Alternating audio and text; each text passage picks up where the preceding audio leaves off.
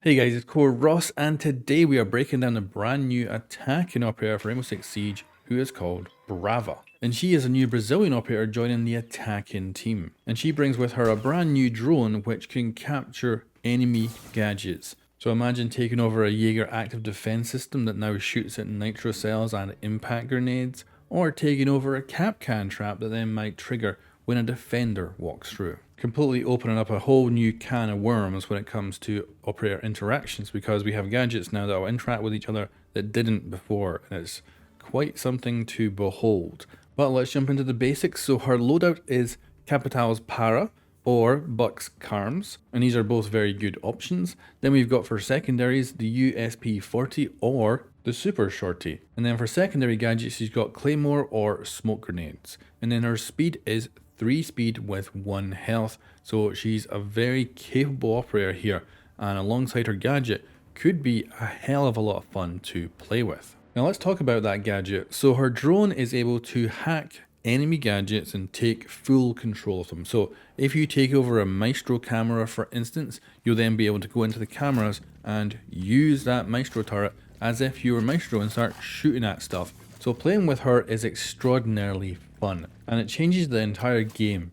But not only for her, but for Mozzie as well, so we'll get to that in a minute. But let's just run down some of the stuff she can hack and take over and also destroy. So we got observation tools. You can take over default cameras, bulletproof cameras, so you can now start firing that EMP from the bulletproof camera around. You could potentially hack a bulletproof camera and disable bandit batteries with it, so your hard breachers can get in. And that's just the tip of the iceberg. You've also got the ability to hack Echo's drone. You can drive it around, you can attach it to roofs, you can set off the sonic blast. You can also take over Kapkan traps, so they'll blow up when defenders run through. Now there is a visual representation to show that every device has been hacked. It has this little kind of blue light above it, so keep an eye out for that. But on Kapkan traps, especially as a defender, and you're not looking for that, it's not super visible. I would actually say to the developers, you might want to switch the laser to be visible when the Kapkans are taken over, but we'll see how this plays out in the long term. Because Brava here is limited.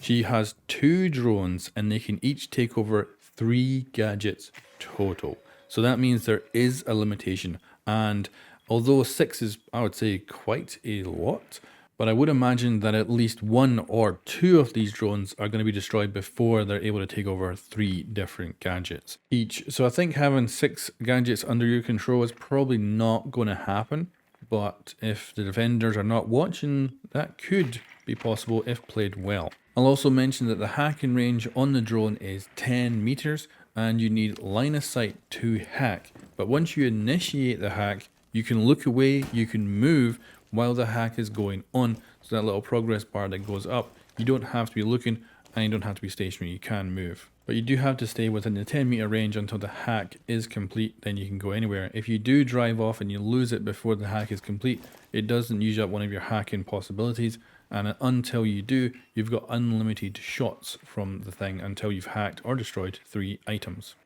Now back to other stuff you can hack. You can also get mute jammers. That means that anything within that mute jammer's radius, once it's hacked, also gets disabled, including other mute jammers. So if a bulletproof camera is above a mute jammer and you hack it, that bulletproof camera is disabled because of the mute jammer's radius. Just awesome interactions you would never normally see. Oh, and I forgot about vault cams as well. When it comes to observation tools, you can also capture them. Other things you can get that you might not expect is Legion's mines too. Now, they stay invisible when they're hacked, but they do have that little blue light, which is very visible. And it's hilarious when Legion gets legioned by a Legion mine. And then you've got gadgets that she cannot take over, like say bandit batteries. And this is an interesting one because she can destroy bandit batteries. I don't like this. I feel like the hacking thing is great and fun and awesome and all she really needs. I don't think she needs to be able to destroy things too. But presumably they have thought about this, and maybe the hacking is not quite powerful enough in total, so they've added in the ability to destroy stuff. And I was a bit worried that this might replace Twitch, but when you destroy a gadget, it takes up one of the hacking opportunities. So in total, you can only destroy 6 gadgets, whereas Twitch could go around and just keep destroying things until her drones are destroyed. Other things Brava can destroy are Kaid's Electric Claw and Nitro Cells as well. But let's move on to a different category of hacks, and that is Jaeger's Active Defense and Wamai's Magnets. These are both hilarious to take over. Now for the ADS, I think it'll be a bit more visible for defenders to notice it's been hacked and then destroy it. But for magnets, which can be normally placed in all kinds of locations, they might be a lot harder to find.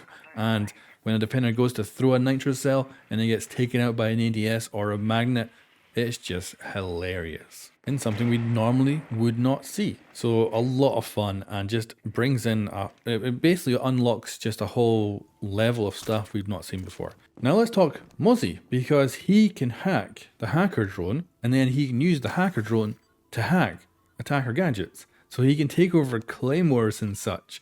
And this is going to be, I don't think, something you'll see in many games, but when it happens, it is going to be hilarious and absolutely incredible for Mozzie players. And I can't wait to see game clips of attackers being killed by their own claymore. However, there's also a downside for Mozzie, which is going to be the ability for the hacker drone to go and retake drones that were already hacked by Mozzie and return them to the attacker team. And there's also going to be other operators that are heavily impacted by this new one.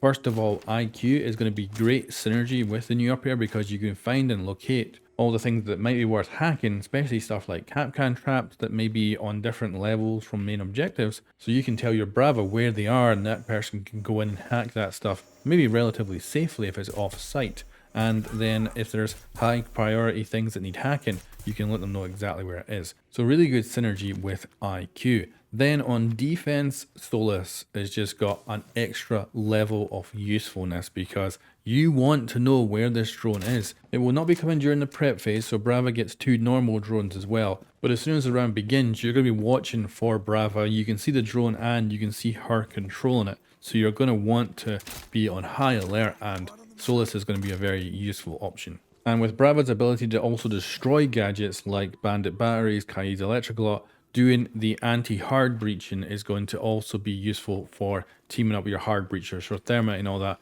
are going to be loving Brava. Not to mention you can also do it other ways, like taking over a bulletproof camera and then using its EMP ability, which is normally defense only, to then disable bandit batteries and Kai's electrical to allow for your hard breachers to get in. So that is a very different strategy from what we currently have, and I love that.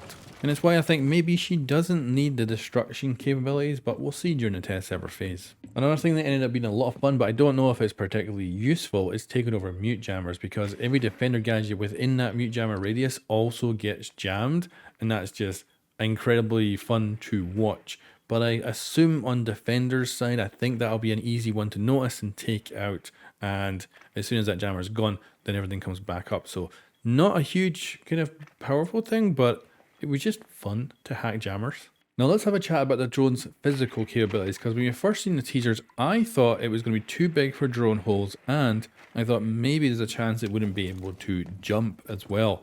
And I'm completely wrong on both those cases. It can jump and it's actually tiny. It can get through drone holes no problem. So using this thing is just like using a default drone. And that brings us to the conclusion for this operator so far with the couple of days I've had with her.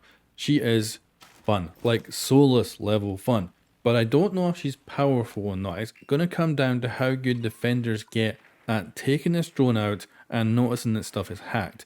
If they have really hard time noticing that Capcan traps are, hacked and end up getting blown up, then she's going to be really powerful. And the ability to take over ADSs, magnets, bulletproof cameras, lesion mines, there just is pretty much an endless amount of potential. So this operator, if she ends up being powerful, I think she's going to be fun and strong. Now, like I say, I'm going to wait until we play the test server, we get more kind of time with the operator to see if she's actually going to be a powerful one, because maybe everyone is just going to be really good at taking out the drone and the hacks just aren't going to be there. But, I can't wait to find out. However, during the test server phase, I will guarantee there's going to be a Mozzie on the defender team every single time. So it's going to be interesting to see how good he can utilize the drone as well, and how many claymore kills he can get and stuff like that. But yeah, Brava is top level fun and switches everything on its head, making her possibly more game changing than Mira was. And like I say, we don't know yet if she's going to be powerful, but she certainly has the potential. And if you look at everything, she's got a good loadout, good speed, potentially great gadget, And overall, I think we're looking at a winner here, and probably one of the most unique Rainbow Six Siege operators we have ever seen.